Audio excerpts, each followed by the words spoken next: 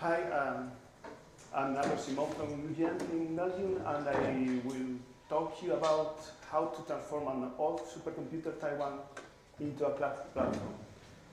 Here's an overview of my talk.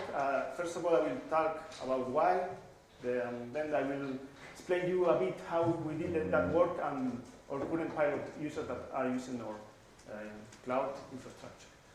So probably you are asking why you want to do that. Right now, we are using the cloud OpenNebula in our infrastructure just for internal use.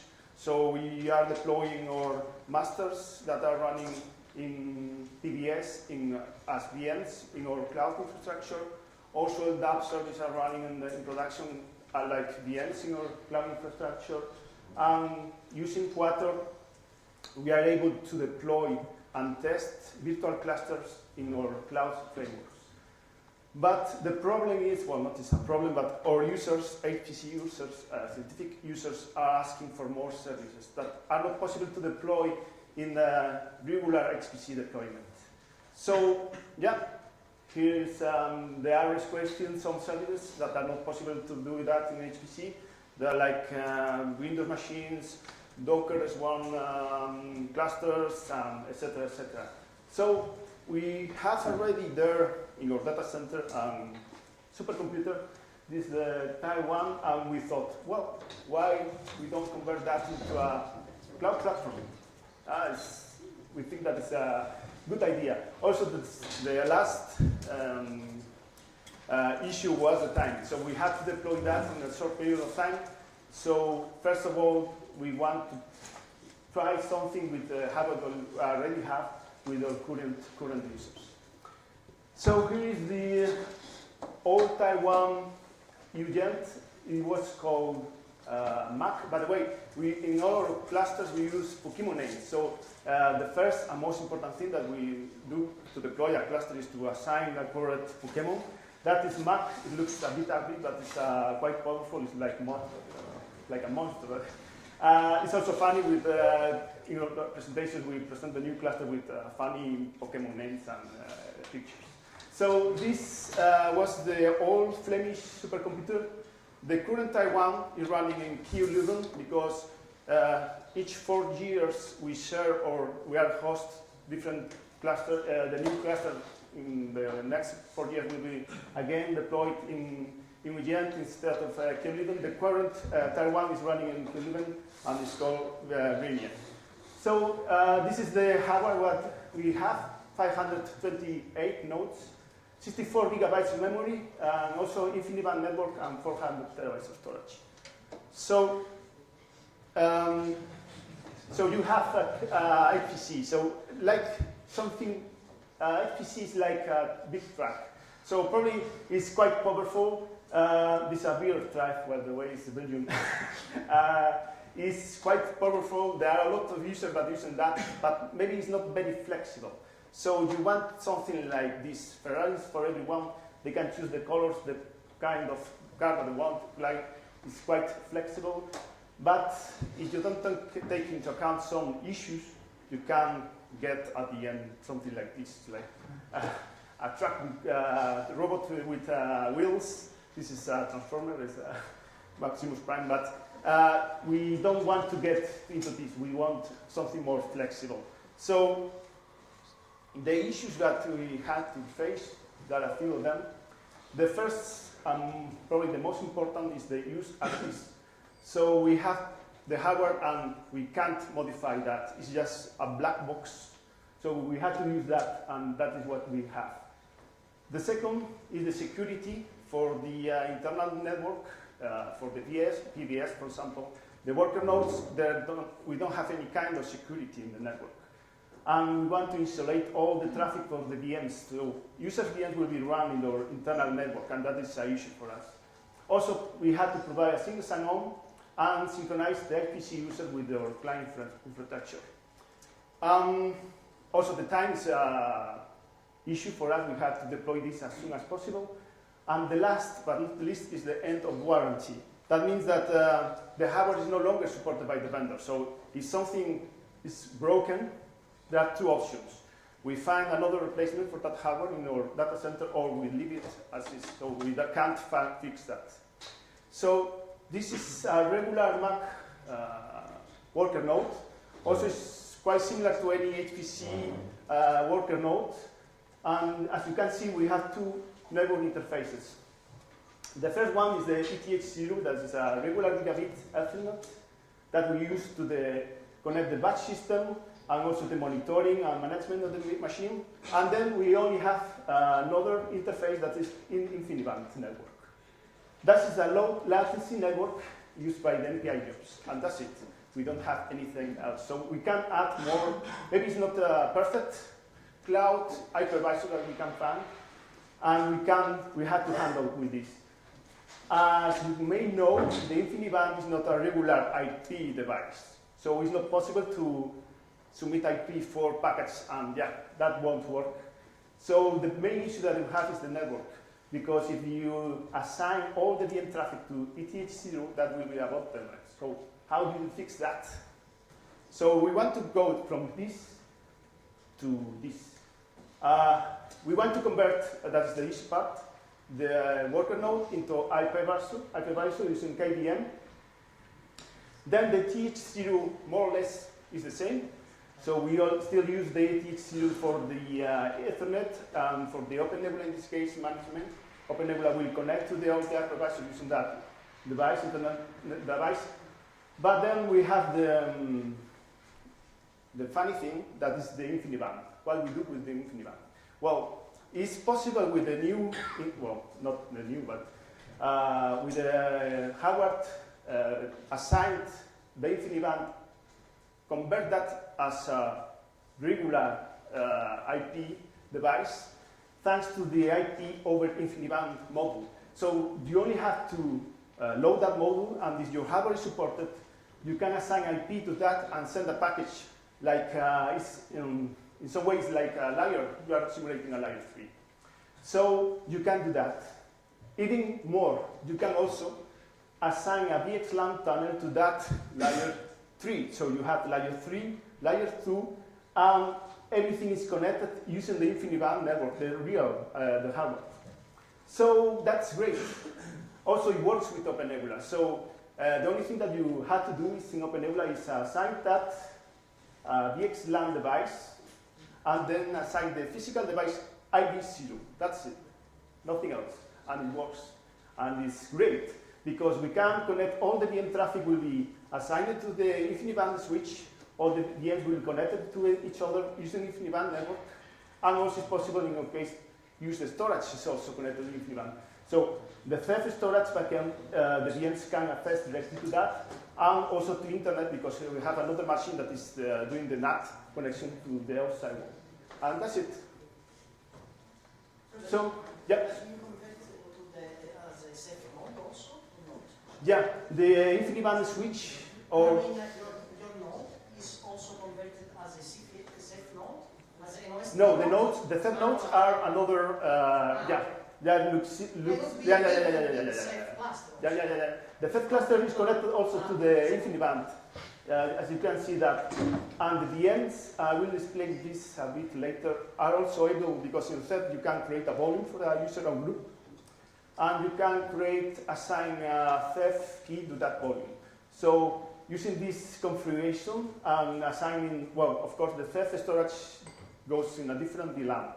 So for some users and groups, we're able to access directly and mount that volume, the volume, within the VM.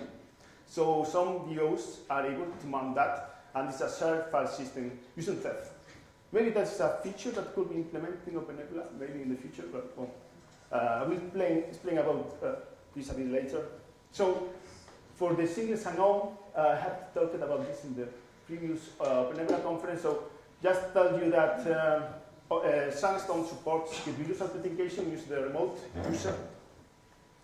So all the users can connect using the Apache. Sandstone relays the authentication to OpenNebula, to Kibulus. So they are able to connect to the OpenNebula cluster. So we had a Mac cluster, and now we have a new one. And we had chosen a new name for it, and it's great. Looks quite happy. It's a bit ugly as well, but well, it's a powerful Pokemon. Right now, we are not using all the. This is a testbed. We are not using all the nodes, Mac nodes that we have. So running for the testbed, we are just running 16 of them that were converted to hypervisors, 256 CPUs, and also we provide Ceph backend using the data storage for the images of the system. And all the VM network is encapsulated using VXLAN through the InfiniBand network. So we have the cluster. What is missing? Yeah, the users. So we need users. So we have asked for a few use cases for scientific users, and I will show you a few of them and what they are doing. The first one is just to provide a virtual cluster. So this is for the biomedical research, and they're deploying their own Docker swarm using the OneFlow service. So just they only have to click a button and they deploy all the workers using the Docker swarm. We have provided a few contextualization skills to do that. And for the front end, they are using the Galaxy Web front end. Maybe you know about that. That is this is the web page to see about the project. And basically, it's a web front end that submits jobs for the biomedical research to a specific cluster. In this case, Docker, but you could also use a batch system like UGent or anything else. And as I told you before, for the datasets, we are mounting directly using the Ceph key, the storage for the user in the VM. So that storage is shared between all the VMs and Docker swarms, and they can upload the datasets and also get the output data from there. So the web page looks something like this from DID. As user, they only have to connect to the web page, submit the jobs, they get the jobs from the Ceph storage. That is the first use case. The second one is a Windows machine. So in this case, they are using a software that's called MaxQuant for the analyze proteins, I think. The problem that they have in this case is the only is available in Windows. So even we have tried to deploy that using Wine in HPC, but it's not possible. And the second problem that they had was the memory. They had, for the dataset that they are using, they require 62 gigabytes. So they didn't have any any real machine to deploy that experiment. So we had to create that in Windows 10 machine image, and we had also provided a few 200 gigabytes of storage in our dataset for the dataset, and they're running that. It takes a few days to finish the calculations, and it looks like this from OpenNebula. They can connect USB-C and check the results from the VM, and that's it. So we have learned a few lessons during this test. The first was the most complicated for us was the network configuration. But fortunately for us, VXLAN is working using a tunnel over IP over the InfiniBand. And it's working better than we had expected. Of course, you lost a few, the performance you get is not the same that you use the real hardware. But for VXLAN, for example, we did a hyper benchmarks and we got between 2 VMs 6 gigabytes per second. That is fine. And also for the connecting two hypervisors, we got 20 gigabytes just using the IP over IP. So also we did a few tests, Ceph over VXLAN over IP over IP, using SKC RDMA also works. There are a lot of layers, but it's working, so it's fine. And for the storage, we did a few changes to provide the Ceph storage within the VMs. Maybe that's something that next OpenNebula could be implemented for the Ceph driver. That is very nice because also the new Ceph version provides a few changes to implement that in an easy way. The most important thing, we were able to deploy this in just 2 weeks. I mean, to deploy the new cluster and also to deploy the first test bed that I told you, the Galaxy one, that is very great. Everything went very smoothly and very easy with OpenNebula. So that's all. Thanks a lot for your attention. And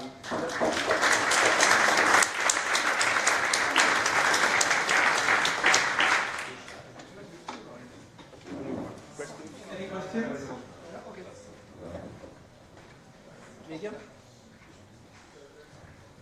Hi. Why did you not use equivalent partitions to split up the traffic? We have tried several things, maybe because it wasn't supported by our hardware. We also have tried before VXLAN, because we never used VXLAN before. The first idea for us was use the OpenVSwitch, but we don't know why. OpenVSwitch using IP over ID is not working. Probably, I don't know why, but after testing that with VXLAN, it was working fine, and okay, that's it. We keep this, yeah, great. Regarding the storage, so did you convert your old storage in a safe storage? Yeah, yeah. So what kind of storage did you have before? You have like an HPC file system, like Yeah. We have created. I'm not the storage guy. I'm only the user. No, I'm curious because Yeah. We have used the hardware that we had in the old Taiwan. We have created the OSDs and connected using SKC connections, and we have used part of the cluster, the box that I didn't talk about, because it was managed by another guy, is Ken Wachman. It was also deployed using the hardware that we have in the Taiwan. So some of the nodes were used to become theft OSDs, also connected to the storage that we had in Taiwan. So now the theft cluster is also included in this configuration. I didn't talk about the theft cluster, of course, but it's using the same hardware that we had before. Yeah. So you don't know what kind of DDN or what you have as storage? I'm not quite sure. I'm asking this because we are going to upgrade the center. So I can propose then that we can convert the old one, HPC, in a cloud computing.